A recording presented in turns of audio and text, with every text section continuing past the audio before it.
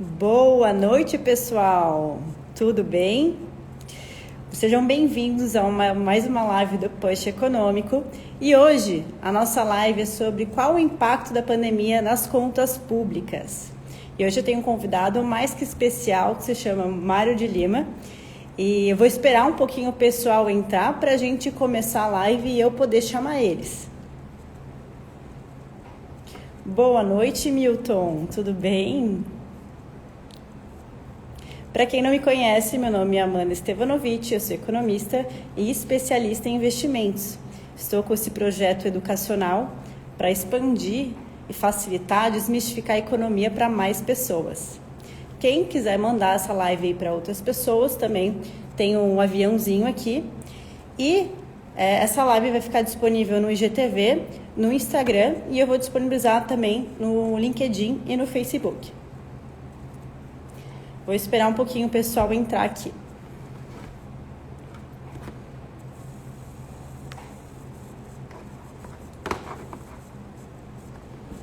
Boa noite, Mário. Vou esperar um pouco o pessoal entrar para a gente começar a nossa live e eu já te chamar também.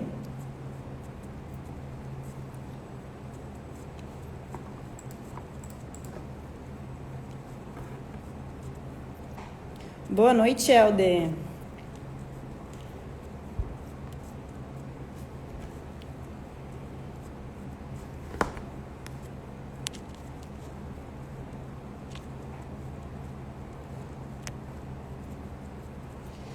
Vou te chamar aqui. Vamos lá. Sempre apanho um pouco para esse...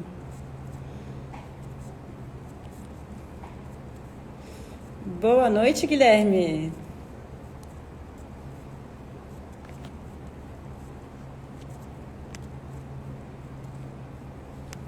Deixa eu só fixar um comentário aqui.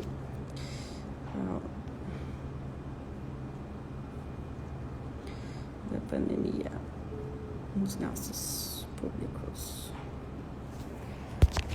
Foi. Deixa eu ver se eu consigo. Aham, ficando melhor cada dia. Agora foi.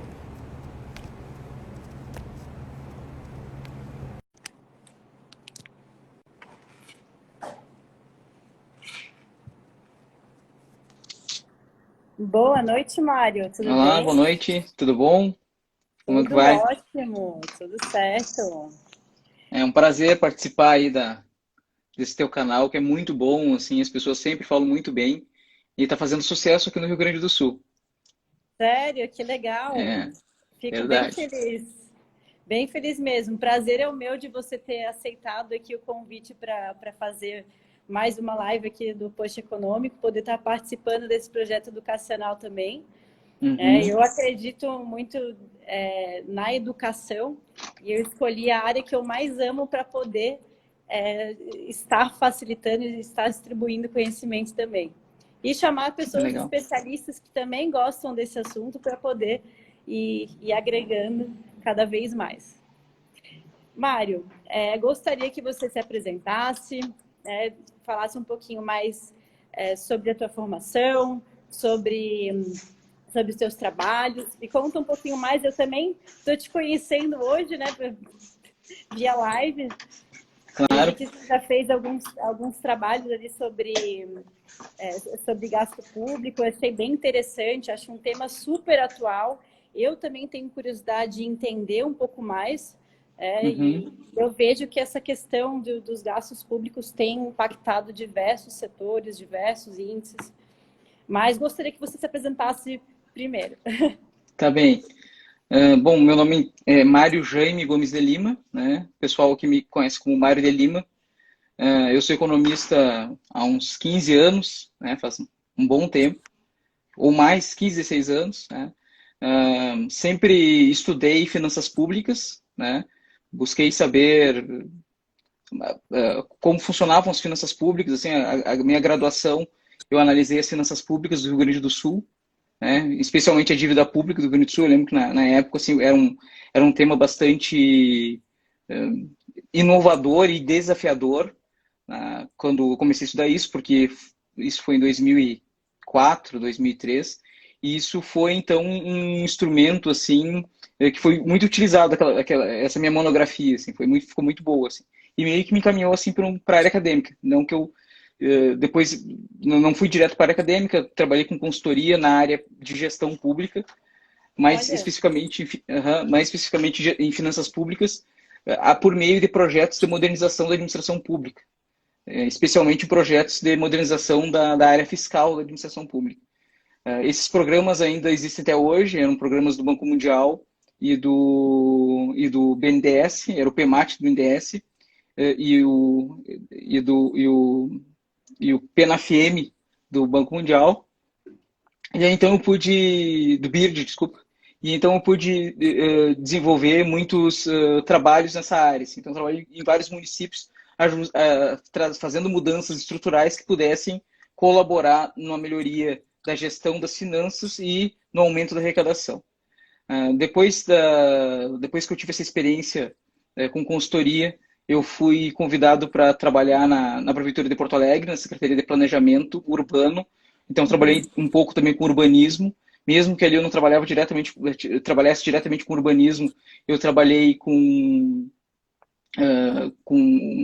a parte de planejamento da secretaria, né? Parte financeira da secretaria, orçamentária e financeira, né? E viabilizava, então, os orçamentos, o gasto, a gestão da secretaria, de forma específica. Depois dali eu fui para a Prefeitura de São Gabriel, onde eu coordenei a área de planejamento e orçamento do município, e aquele cargo de coordenação era como se fosse uma secretaria adjunta do planejamento. Né?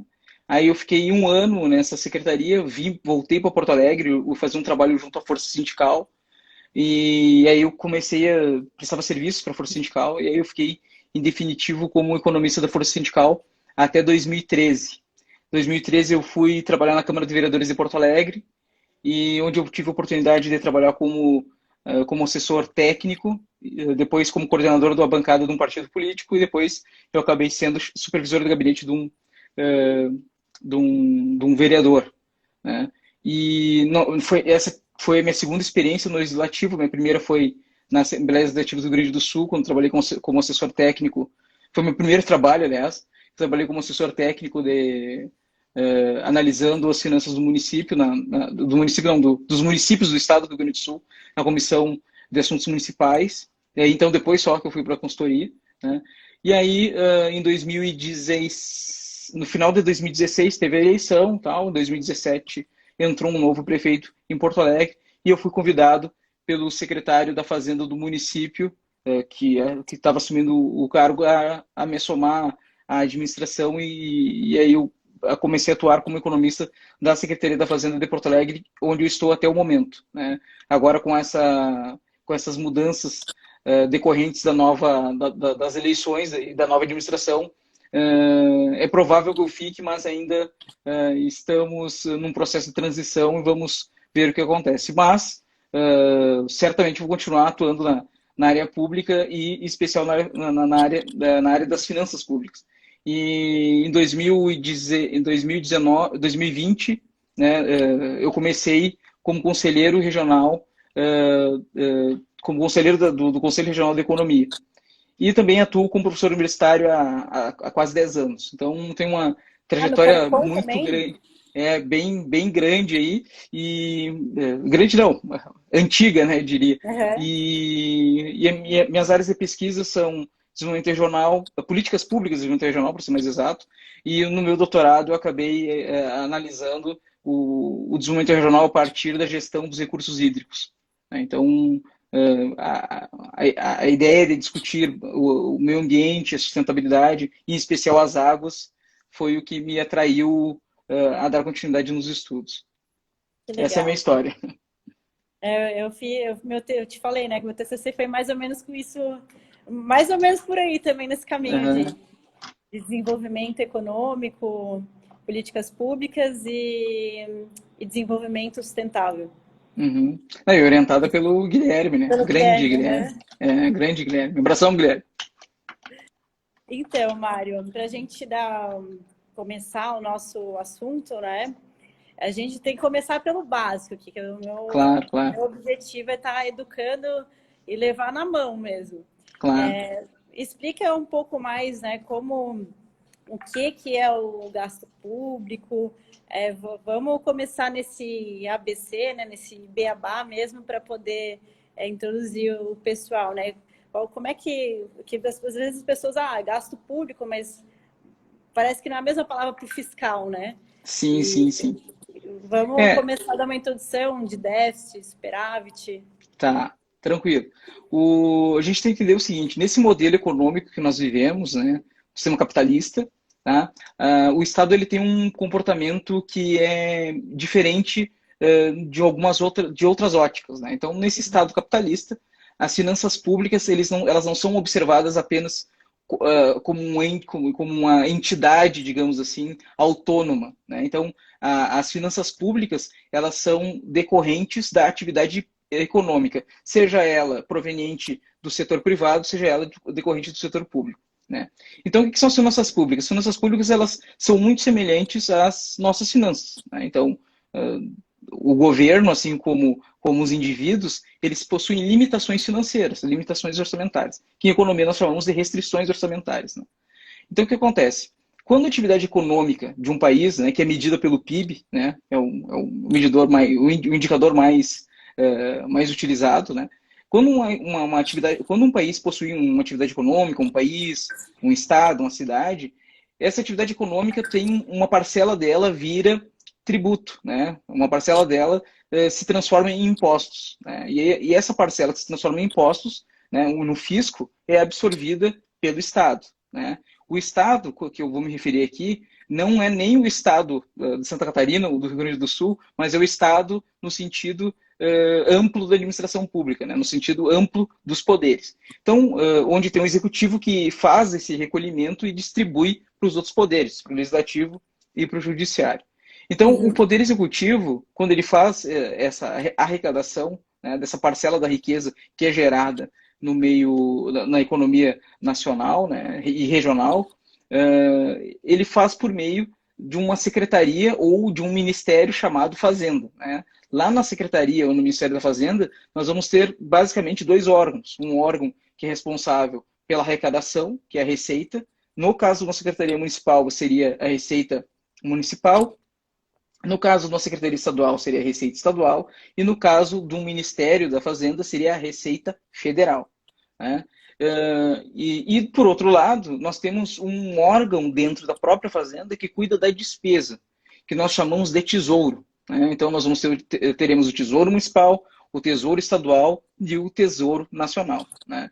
Então, o Tesouro é aquele que determina, é o caixa, a tesouraria, é que vai abrir ou fechar, digamos assim, a torneira dos recursos públicos, né? Então, é através do Tesouro que se dá a administração do gasto público, da despesa pública, né? E, obviamente, que a despesa pública e a receita pública, no seu somatório, formam o aspecto fiscal, né? Por que é o aspecto fiscal? Porque tanto a arrecadação quanto o gasto público, ele é realizado com determinados objetivos. E quando isso é realizado com determinados objetivos pelo governo, nós vamos chamar de política, né? Então, a política é uma intervenção, seria uma política econômica. Então, a política econômica pelo lado fiscal, ou seja, pelo lado do gasto público e pelo lado da arrecadação das receitas públicas, se dá por meio de uma política fiscal. Por quê? Porque a política uma política econômica é uma intervenção governamental na economia. Então, quando essa intervenção ocorre por meio dos aspectos fiscais, ou seja, arrecadação ou gasto desses recursos que foram arrecadados, nós temos uma política fiscal, né, que vai ser orientada por um determinado objetivo, buscando algum objetivo, né? Então, basicamente é isso. Então, quando nós temos uma arrecadação superior às nossas despesas, nós temos um superávit. Nesse caso, um superávit fiscal, né? Quando nós temos uma despesa superior à arrecadação, nós temos um déficit. Nesse caso, o déficit fiscal. Se nós temos um equilíbrio das contas, nós vamos ter um equilíbrio fiscal, que é muito difícil de acontecer, mas em alguns casos acontece, né? Então, nesse aspecto, fica bem evidente o que seria um déficit e um superávit fiscal. Agora, tem um outro tipo de déficit, de superávit, que nós nos deparamos de forma mais comum e ouvimos nos jornais, nos telejornais, nas páginas econômicas ou na TV, que são os resultados primários. Né? O que são os resultados primários? São os resultados fiscais descontados de receitas ou despesas financeiras. Então, por exemplo, quando o governo faz um empréstimo, um financiamento, que nós vamos chamar de operação de crédito, né? Porque é um nome técnico em finanças públicas. Então, quando o poder público realiza uma operação de crédito, ele pega um dinheiro que não é dele, mediante o pagamento de juros. Né? Então, quando o governo tem uma despesa de juros, essas despesas são receitas, são chamadas despesas financeiras.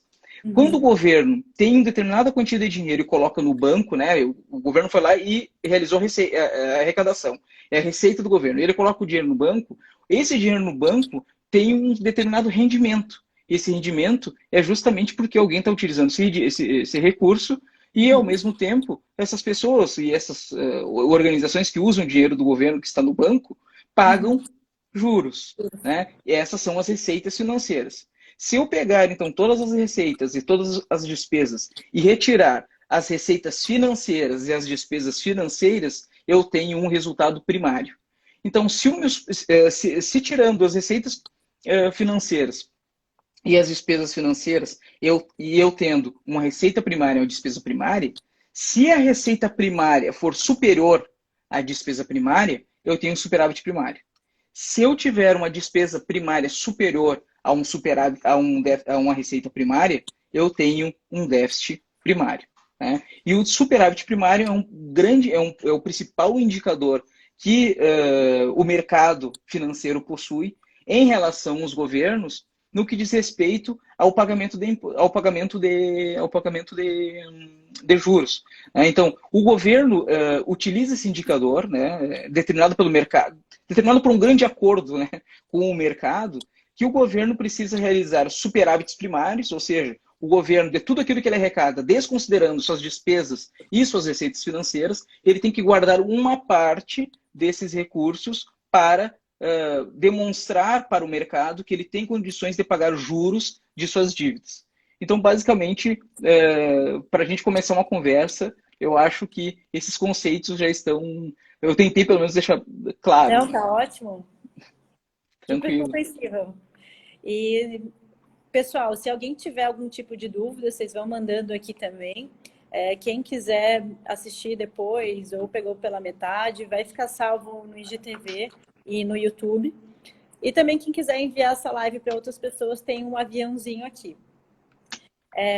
Voltando, como você vê a situação fiscal aí dos estados, dos municípios? Me conta um pouco mais. Tá. Nós temos assim, temos que observar primeiro, para a gente compreender assim, a lógica dos resultados que nós temos hoje, nós temos que compreender a formação do Estado brasileiro. Assim. Nós temos que ter em mente que até 1930 o Estado brasileiro era um Estado agrário, né? Agrário, tinha uma orientação liberal agrária. Né? O país tinha indústrias, mas não tinha uma industrialização definida, né? Robusta. Então, quando o Vargas chega no poder, né? Através lá da Revolução de 30, ele se depara, né? Com os efeitos da crise de 29 e ele compreende que a única saída do Brasil de se desenvolver no aspecto econômico é a partir de um processo de industrialização.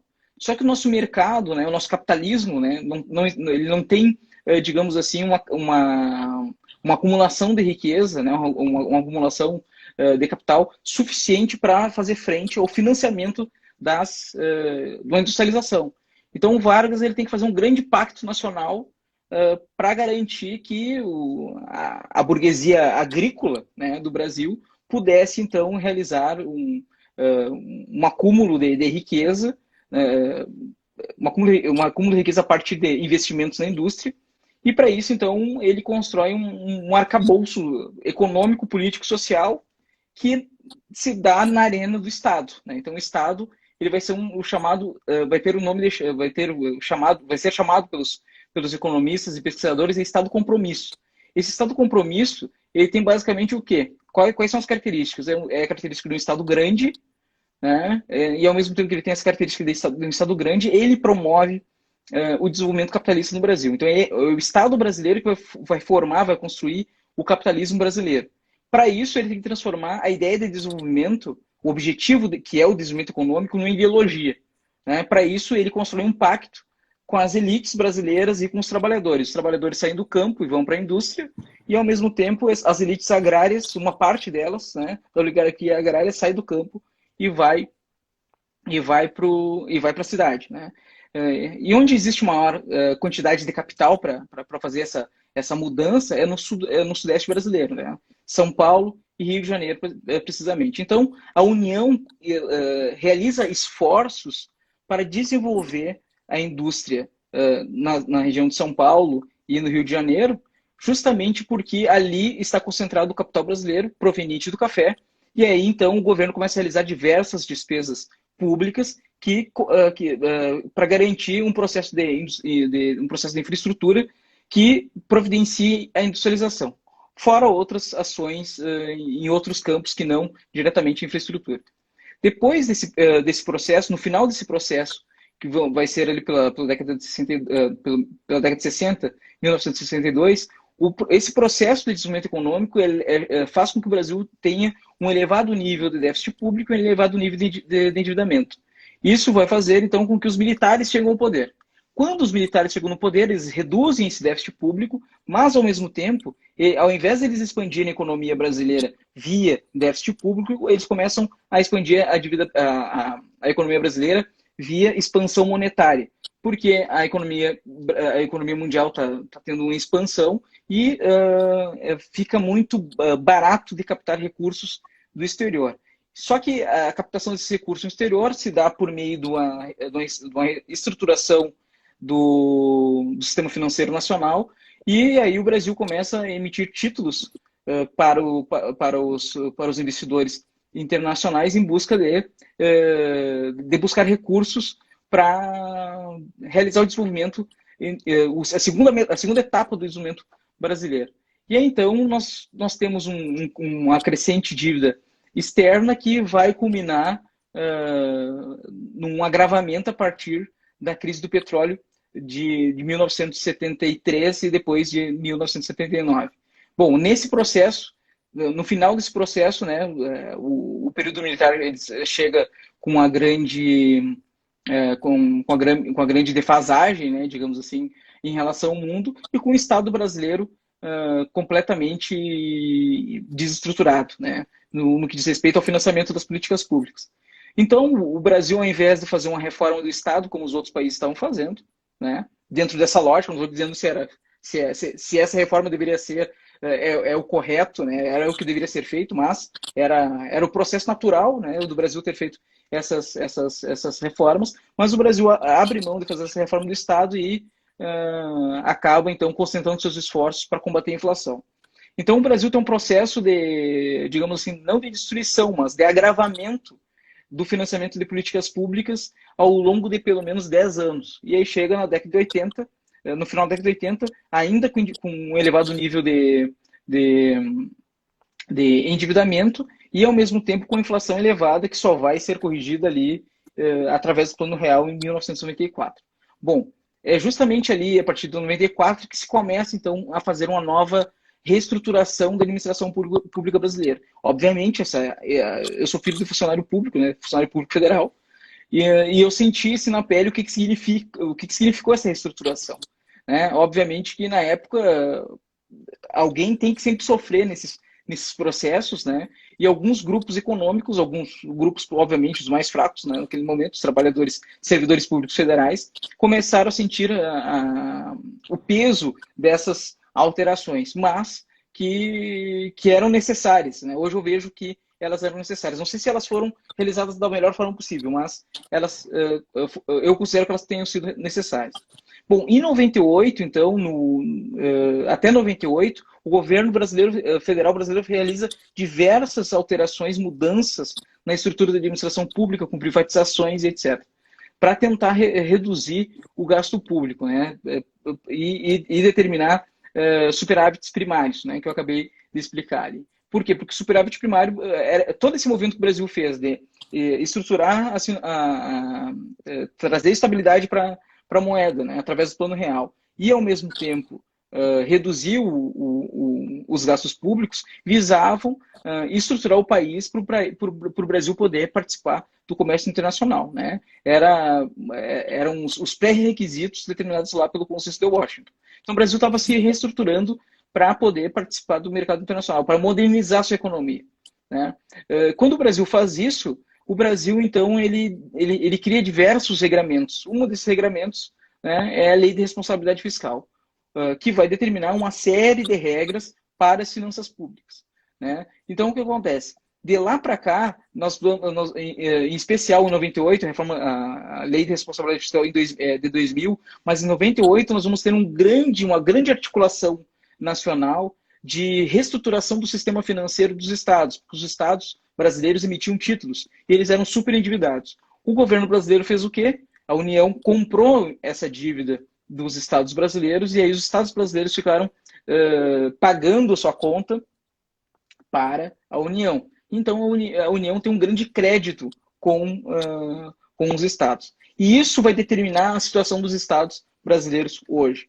Então, antes da pandemia, os estados brasileiros já estavam num processo de grande crise fiscal. Que crise fiscal é essa? Elevados gastos públicos na área de pessoal, por exemplo.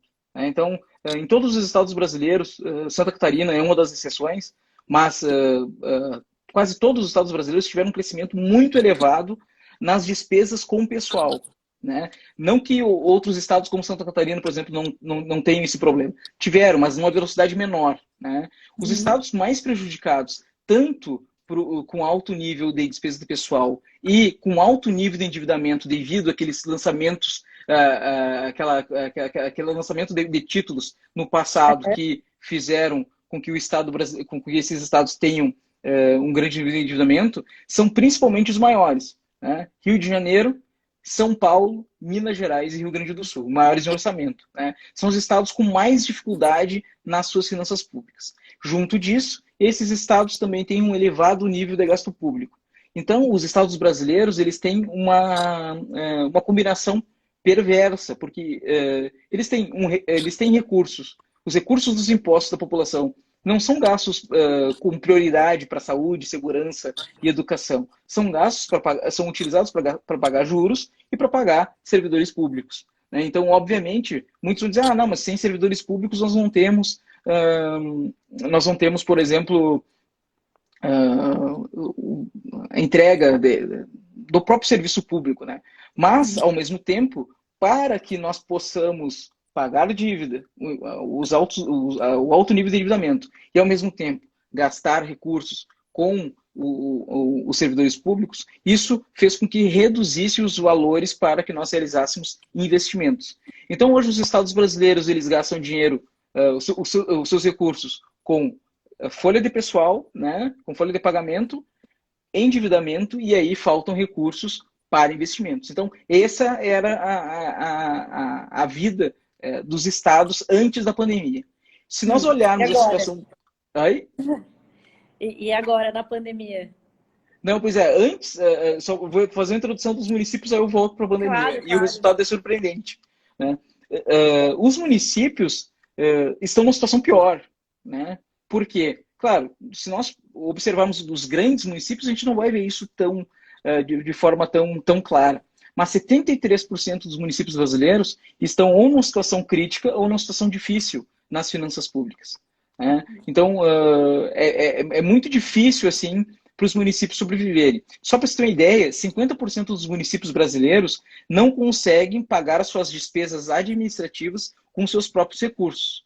Ou seja, então muitos municípios brasileiros, mais da metade, eles precisam de transferências governamentais da União e dos estados para conseguir pagar, para pagar, por exemplo, suas câmaras de vereadores. Aliás, quando nós analisamos as despesas públicas por função, por exemplo, educação, saúde, segurança, a função que mais se gasta no Brasil é com o legislativo.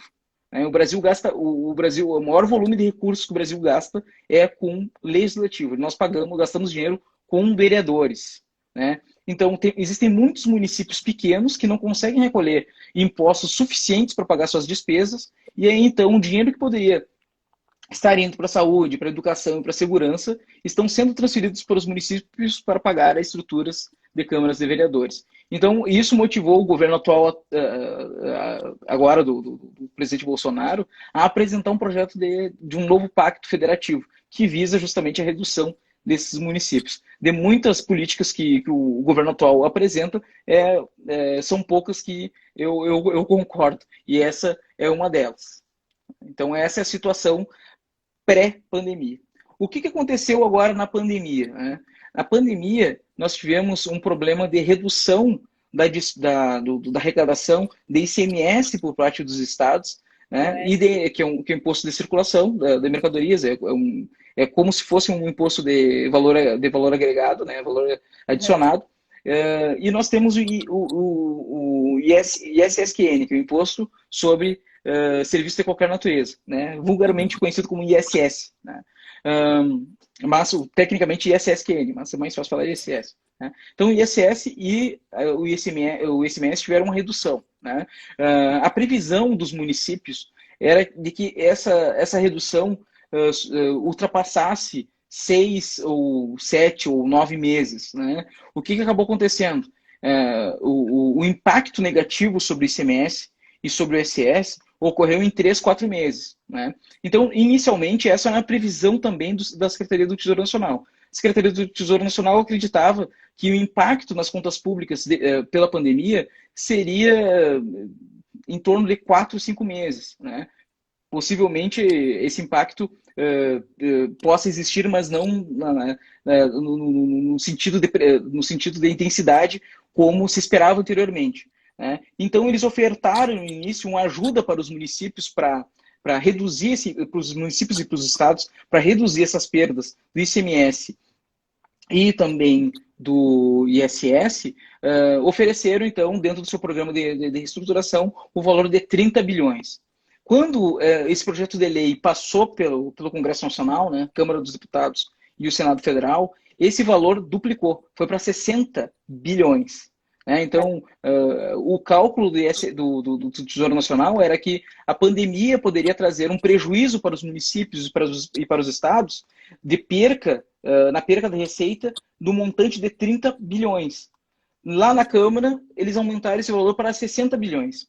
O que acontece? Bom, é o ambiente propício para se discutir isso, porque os deputados são representantes dos municípios e os senadores dos estados. Né? Então, o que aconteceu? Esse valor duplicou. O que acabou acontecendo em 2020 e que é algo bastante extraordinário? O comportamento da receita dos estados e dos municípios, né, não teve um impacto tão negativo quanto os deputados e os senadores esperavam. O cálculo do Tesouro Nacional era mais próximo da realidade. Né? Esses 30 bilhões poderiam muito bem colaborar com os estados e os municípios. O que aconteceu com a União? Piorou a situação da União, mas, ao mesmo tempo, melhorou a situação dos estados e dos municípios. Então, provavelmente, os estados e os municípios terão resultados mais positivos nesse ano do que nos anos anteriores. Por quê? Porque se receberam um valor muito elevado do governo federal para compensar perdas que não ocorreram. Né? Quer dizer, ocorreram perdas, mas boa parte dos recursos, claro, estou falando na média, né? Alguns municípios tiveram mais impactos, alguns estados mais impactos, mas na média, os municípios e os estados tiveram perdas que foram compensadas, muito bem compensadas por recursos que foram transferidos pelo governo federal, especialmente os municípios do norte e do nordeste, né? Tiveram uma vantagem em relação a isso. O que vai acontecer agora? né? Que é o grande problema das finanças públicas. Nas finanças públicas, diferentemente das finanças de uma empresa ou de uma organização privada, quando se realiza uma despesa, dificilmente essa despesa deixa de existir, né? Então, na administração pública, nós temos que ter muito cuidado, a gente tem que ter muita preocupação a construir uma despesa, né? A criar uma despesa, porque quando na administração pública, quando tu cria uma despesa, dificilmente tu vai acabar com ela, tu vai reduzir ela. O que vai acontecer, então, a partir de 2021, que é a grande preocupação que os economistas e os técnicos das áreas das finanças públicas têm em mente, assim. Tem bastante preocupação e que está na pauta, né? Porque agora ocorreu uma expansão da despesa pública, especialmente nas áreas de saúde e assistência social, e ao mesmo tempo, em 2021, nós não teremos auxílio do governo federal como nós tivemos nesse ano. Então, o que nós teremos em 2021? Além da tradicional e histórica expansão da despesa pública superior às receitas públicas, nós não teremos agora, nesse momento, nós teremos, digamos, uma expansão das despesas municipais e estaduais sem uma quantidade de recursos suficientes repassados pelo governo federal para cobrir essas despesas. Então, nós vamos ter maiores despesas com menores recursos, por dois motivos. Primeiro, nós vamos ter menos recursos porque os estados e os municípios vão ter uma recuperação econômica a partir do crescimento do PIB desse ano e do ano que vem. Então, nesse ano nós vamos ter uma queda no PIB em torno de 4%, como está apontando o relatório Focus, né? Mas na metade do ano o FMI estava apontando uma queda de 9,2%. Né? O Rio Grande do Sul, por exemplo, né? Eu não cheguei a ver Santa Catarina, mas o Rio Grande do Sul aponta uma queda de 10%. Eu não acredito que seja isso, mas aponta uma queda de 10%, até o último relatório dos técnicos que eu observei. E isso, então, traz uma grande preocupação, porque essa queda, né? essa redução no PIB vai impactar diretamente na arrecadação. Porque nós temos duas situações aqui. Primeiro, a iniciativa privada, a atividade econômica do mercado lá, desenvolvida pela iniciativa privada, se reduziu, né? Com demissões, etc. E, como a gente tem visto, né, a redução da atividade econômica impactou em diversas variáveis, e ao mesmo tempo o poder público há muito tempo tem reduzido os seus investimentos justamente para que possa pagar folha de pagamento e endividamento. Então, dificilmente nós temos condições de aumentar a arrecadação a partir de 2021. Claro, nós vamos ter um processo de recuperação, né? E, obviamente, o setor privado, quando ele não consegue pagar os funcionários, entre optar pagar os funcionários e não pagar os impostos, ele vai deixar os impostos no segundo plano. Né? Então, somando-se a isso, o Brasil ainda tem um resultado primário negativo, né? Ou seja, nós temos um déficit primário fechando 2020, em torno de 800 bilhões. Né? Só para você ter uma ideia, em 2019 nós tivemos um déficit em torno de 70 bilhões o déficit, e nesse ano nós vamos ter um déficit próximo de 900 bilhões. Então, com isso, a gente tem muita dificuldade ou seja, nós estamos elevando o endividamento, né? E se surgir um processo inflacionário ali na frente, nós vamos ter que aumentar esse endividamento para tentar controlar esse processo inflacionário. Aí nós vamos ter uma dívida que hoje é em torno de 100% do PIB. Então, a situação da economia brasileira hoje, em especial para a administração pública, é muito complicada. Quais são as soluções que muitos chamam são soluções neoliberais, liberais? Não são soluções neoliberais, liberais. Ainda são soluções públicas, porque não reduz o gasto público, aumenta a eficiência da prestação do serviço. Por exemplo, agora na minha visão, as únicas saídas para a administração pública, movimentar a economia através de investimentos e, ao mesmo tempo, tentar movimentar a atividade econômica é através de parcerias público-privadas. Oi? Investimentos em quê? Bom, agora eu vou fazer uma propaganda da minha tese, né, do doutorado. Né? O principal investimento que o Brasil pode realizar hoje é na área de saneamento. Porque o saneamento é, para mim, o principal, digamos assim, a principal oportunidade que nós temos nesse pós-pandemia. Por quê? Porque nós temos muito esgoto que não é tratado da forma adequada. Por exemplo, Porto Alegre, que é a cidade onde eu moro, né, nós temos aqui 47% do esgoto não é tratado. E é um dos níveis mais elevados do Brasil. Né? Então, 47% do esgoto, tipo, é uma das Caramba, cidades mais desenvolvidas, né? Então, não, 47% do não esgoto que sabia que nós era tanto assim. quarenta e sete Imagina por 50, cento do esgoto, ou ele é metade do coletado, esgoto. metade do esgoto, ou ele é coletado e não é tratado, ou ele não é coletado e não é tratado, ou ele é coletado e não é tratado. Né? Então, essa soma aí dá 47%. Então, só no esgoto nós temos uma oportunidade de investimento. Né? Só para você ter uma ideia, para corrigir o Desenvolvimento problema do esgoto de sustentável Porto também. Alegre. Oi? E desenvolvimento sustentável também, né? Claro, claro. Então, só para você ter uma ideia, em Porto Alegre, nós precisávamos, para universalizar o esgoto, não falando nem na água potável, é para não permitir que as crianças andem no meio da vala, né? Tanto na área, investimentos em drenagem, porque é o esgoto pluvial, né? Não adianta tratar só o esgoto lá, o cloacal e no dia da chuva alagar tudo, né? Então, tanto o esgoto cloacal, né, quanto o esgoto pluvial, que se daria então tanto pelo tratamento do esgoto quanto pelo trabalho de drenagem urbana, Porto Alegre precisaria de 3,5 bilhões para universalizar o esgoto, né, na cidade. Olha, Então seriam 3,5 bilhões injetados em Porto Alegre. Então, com o novo marco regulatório do saneamento, que foi promulgado em agosto, Porto Alegre, né, eu estou dando um exemplo de Porto Alegre, que é o exemplo mais concreto que eu tenho, Porto Alegre poderia colocar nos próximos 10 anos investimentos em torno de 350, 500 milhões por ano, né, na cidade. Então, isso, obviamente, iria fazer com que aumentasse a qualidade de vida da população, gerasse empregos, aumentaria a desenvolvimento atividade econômico. econômica no município e aumentaria a arrecadação. E o Estado, né, o município e a Aham. administração pública ainda reduziria os gastos de saúde pública, que são os principais gastos hoje no município. Então, o município gasta 15% com saúde e 25% com educação. Então, entre saúde e educação é metade do nosso orçamento. Né? Então,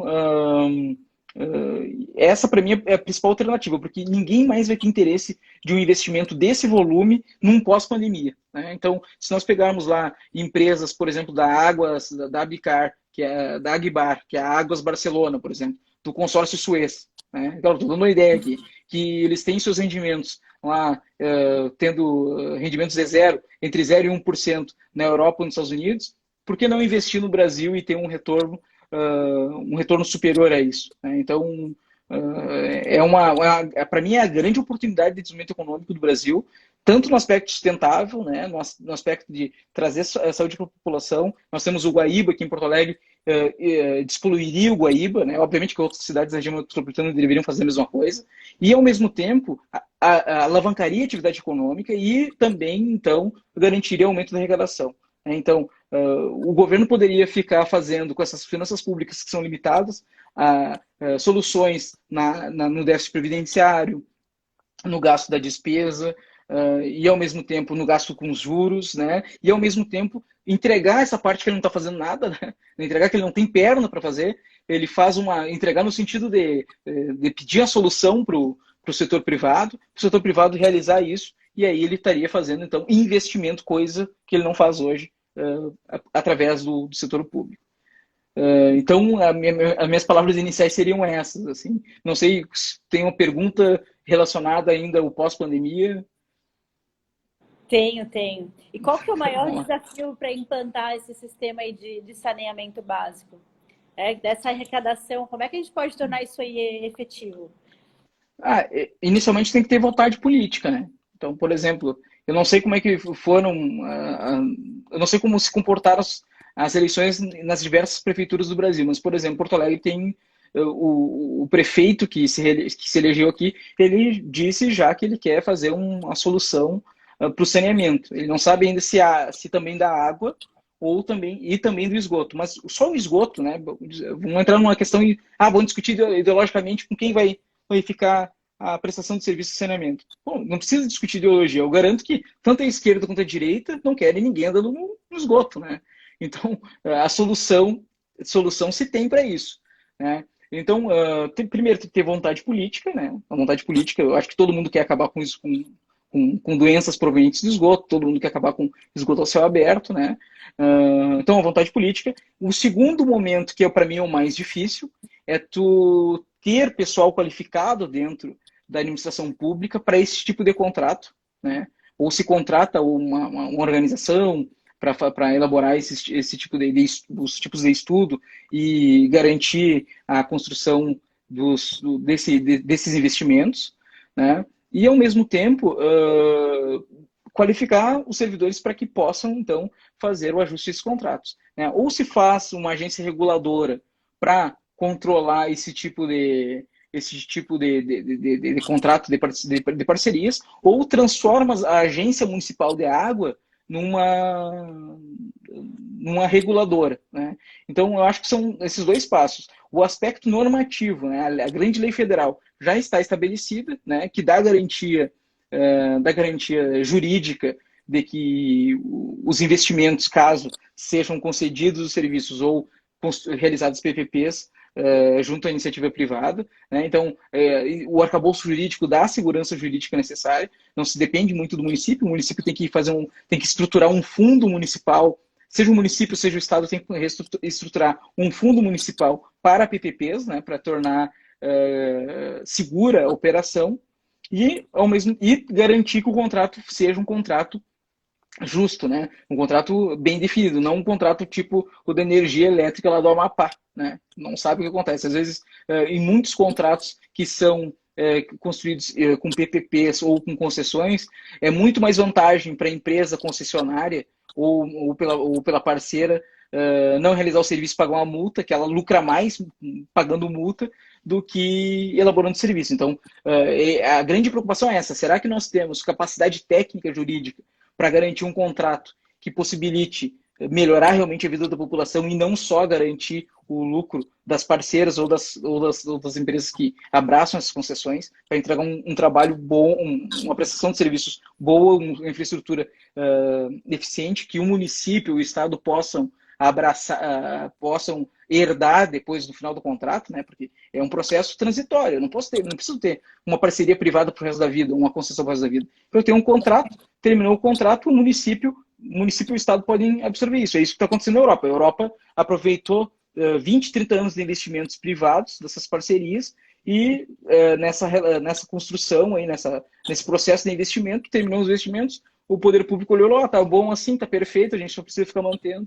E aí, então, eles estão reestatizando esse serviço, né? Nós temos que enxergar as parcerias e as concessões como um novo instrumento, digamos assim, de financiamento de políticas públicas. Legal. E você acha que essas privatizações aí que estão ocorrendo, que vão ocorrer, vão tapar esse buraco da máquina pública, das contas? Não, eu acho que elas não... Digamos assim, esse é um braço para solucionar o problema, né? Esse é o braço porque acontece. Hoje nós temos os municípios e os estados, eles têm dificuldade de realizar investimentos, né? E se nós observarmos, esses investimentos eram realizados praticamente com dois instrumentos que a administração pública se utiliza, que são as inversões, que são as alienações de bens, ou seja, vendem parte da estrutura do Estado, um prédio, um terreno, né? Alguns veículos eles vendem, né? Uma parte para reduzir o tamanho do Estado, através mesmo devido à mudança tecnológica que possibilita a utilização, por exemplo, de trabalho remoto, etc. Então, existe uma redução da estrutura física do Estado, né? Então, muitos desses recursos que são utilizados para a venda, para alienação, eles são utilizados para realizar investimentos, né? O Estado se utiliza desses recursos para realizar investimentos. Outro instrumento que os Estados possuem são as operações de crédito. Mas tanto as operações de crédito quanto as alienações são instrumentos que estão perdendo a sua capacidade de eficiência. Em que sentido eu falo isso? Os Estados não conseguem mais contratar recursos de terceiros para realizar investimentos. Por exemplo, o Rio Grande do Sul está com capacidade de pagamento D, que é um índice que o Tesouro Nacional utiliza para saber se os estados e os municípios, os entes subnacionais, possuem capacidade de pagamento daquelas operações de crédito, daqueles empréstimos ou financiamentos obtidos em grande volume, ou seja, aquelas operações de crédito obtidos de recursos internacionais, do Banco Mundial, de fundos internacionais, da Cooperação Andina de Fomento, etc. Então, para os municípios e para os estados pegarem recursos internacionais, eles precisam de aval da União. E para a União saber se dá ou não esse aval, existe um índice, que é o índice da capacidade de pagamento. Então, o Rio Grande do Sul, por exemplo, tem índice Capag-D. Eu até anotei aqui, o de Santa Catarina é Capag-C. Também não conseguiria pegar recursos internacionais para realizar investimentos. Florianópolis, Capag-C. Porto Alegre, Capag-C. Rio Grande do Sul, Capag-D. Então, tanto Santa Catarina, Florianópolis, Porto Alegre e o Rio Grande do Sul, numa situação pior, é D ainda, né? Eles precisam melhorar sua nota. É a partir da Capag-B que se pode pegar recursos para fazer grandes investimentos. Então, os entes subnacionais eles não têm condições de fazer investimentos. Né?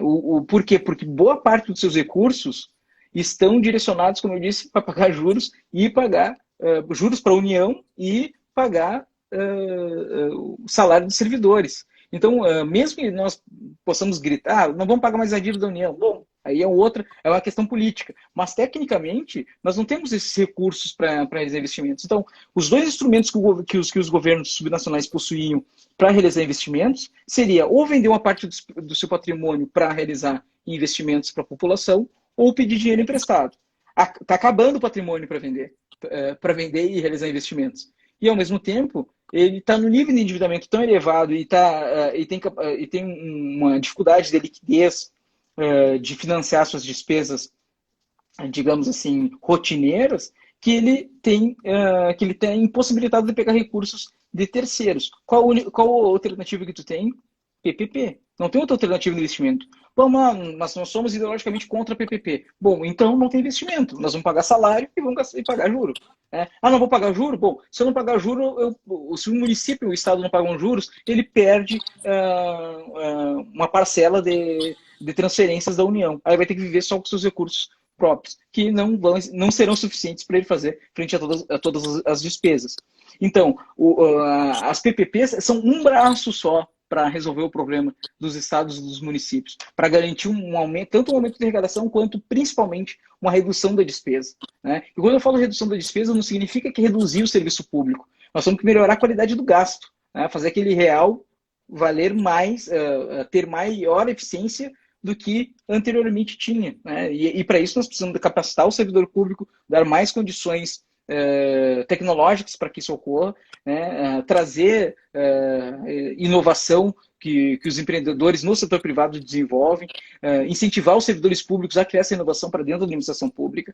Além de tudo isso, né, nós precisamos fazer o quê? Nós temos que ter uma atenção muito, muito grande com a previdência dos municípios, uma atenção muito grande com a previdência dos estados. Né? Então, por exemplo, só para vocês terem ideia, no Rio Grande do Sul, o Rio Grande do Sul tem uma receita, Rio Grande do Sul não, Porto Alegre, né, tem uma receita de 8 bilhões que se realiza, orçamentária de 8 bilhões, mas que se realiza 6 bilhões. Desses 6 bilhões, em 2020, 1 bilhão e 300 mil são utilizados para pagar aposentadorias. Né? E isso que o nosso sistema, nossa situação previdenciária ainda não está na parte ruim. Né? Mas nós utilizamos 1 bilhão e 300 milhões para pagar a Previdência. Então nós precisamos o quê? De uma reforma da Previdência Municipal, aos moldes da Federal. Aí os caras, quer acabar com o servidor público e tal. Pelo contrário, eu quero garantir que o servidor público tenha salário quando se aposentar. Né? Então é necessário uma reforma da Previdência Municipal. Né? Bom, mas é uma discussão ideológica. Bom, a questão ideológica é outra. Essa questão financeira, de gestão financeira, tem que resolver esse problema. A segunda questão que tem que ser observada é o seguinte: agora, a partir de 2021, foi colocada uma emenda constitucional, uma emenda constitucional para o novo Fundeb. Esse novo Fundeb vai elevar o gasto em educação. Só que não significa, no momento que essa emenda constitucional elevou o gasto em educação, não significa que os municípios e os estados vão ter maior arrecadação para gastar com educação. Pelo contrário, os municípios e os estados vão ter que retirar dinheiro de outras áreas para gastar mais recursos em educação.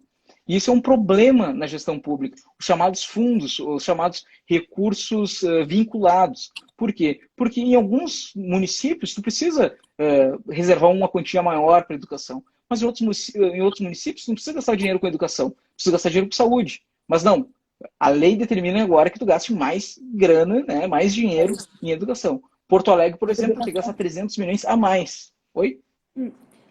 Então, mais em educação do que propriamente a saúde? Exatamente. E para o município é uma situação mais delicada, né? Porque o que acontecia? Os recursos que eram repassados que eram determinados pelo Fundeb, que são as receitas líquidas de impostos, né, a chamada RELIT, né, eram utilizados, né, para fechar aqueles 25% obrigatórios constitucionais para gasto em educação. Os municípios e os estados utilizavam recursos do Fundeb para pagar aposentados e pensionistas. Essa nova emenda constitucional proibiu que se utilizasse os recursos desses 25% para gastar com aposentados e pensionistas. O que vai acontecer agora? Agora, os aposentados e pensionistas vão ter que ter outra fonte de pagamento e, ao mesmo tempo, os estados e os municípios vão ter que encontrar, no caso do Porto Alegre, né, o Porto Alegre vai ter que encontrar 300 milhões, retirando de outras áreas e somando o valor de 300 milhões para poder investir em educação. Só que a população de Porto Alegre não está crescendo. Né? A população de Porto Alegre está envelhecendo. Né? E essa é uma tendência, por exemplo, do Rio Grande do Sul. Então, será que a ideia de vinculação de receitas é uma ideia inteligente para fazer frente às finanças públicas? No caso de Porto Alegre, de repente, o gasto não tem que ser em educação, tem que ser em saúde, porque a população está envelhecendo. Né? Então, são questões que devem ser observadas a partir de 2021. Né? Junto com o aumento da despesa, tanto na assistência social quanto da saúde, devido à Covid, e, obviamente, um incremento, uma redução, né, da arrecadação dos municípios e dos estados diante desse aumento de despesas e pela baixa atividade econômica. Então, são diversos fatores que nós temos para enfrentar nas finanças públicas. E, obviamente, a PPP é uma coisa para tentar colaborar nisso. Né? E vejo o esforço, primeiro o esforço político para se construir isso. Depois cultural, explicar para as pessoas assim, isso aqui não é vender o Estado, isso aqui é garantir que as pessoas tenham uma prestação de serviços decentes na vida delas. Né? Não é uma discussão ideológica, é uma discussão de solução da vida cotidiana. Então, é muito difícil para o gestor público e para o economista que trabalha na área pública tentar passar essa cultura. Assim. Eu imagino. Mário, a gente tem mais 2 minutos de live, porque o Instagram só deixa 1 hora. Ah, tá. Falei demais hoje. A última pergunta, como será que a gente consegue fechar essas contas? Eu vejo esse projeto de saneamento uma ótima ideia, mas existe muito conflito político no Brasil, em que a gente acaba demorando muito para ter um avanço nessas ideias, né? Eu acho fantástica essa ideia, na verdade. Mas nesse 1 minuto, como a gente poderia fechar essas contas? Essas contas, eu acho que nós temos que ampliar, reduzir as despesas, ampliar parcerias público-privadas, investir em tecnologia de arrecadação, né? Não aumentar a carga tributária, mas cobrar daqueles que não pagam, e ao mesmo tempo é necessário uma reforma administrativa, uma reforma tributária, e uma reforma previdenciária e uma reforma política. Né? E um novo pacto federativo, se possível. Claro. Mário, pensei que já tinha cortado aqui. Mário, te agradeço imensamente por participar aqui da live. É uma pena o Instagram só deixar 1 hora, mas já esse conteúdo aqui fantástico, enriquecedor sobre contas públicas. Eu, sinceramente, amei. Quero assistir de novo ainda a minha própria live para poder aprender mais. E é isso aí. Te agradeço imensamente. Eu que agradeço, Amanda. Fico à disposição. Para quem não viu, vai ficar disponível aí no Instagram, no GTV e no YouTube. Tchau, tchau, pessoal. Tchau, Mário. Tchau, Amanda.